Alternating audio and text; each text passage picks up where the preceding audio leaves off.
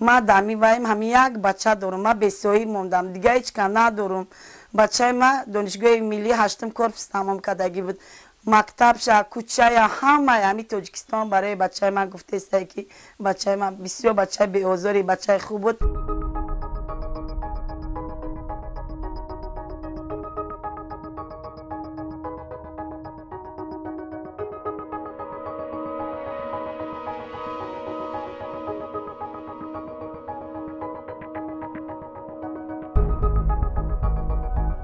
بچه کم بچه مرا چشمکاش نبوده یکی بچه مرا نشانه دادن مدشه به خدا بچه مرا وحشیانه کشتگیان اینه بچه ما 14 ساله بود رنگ 20 ساله بود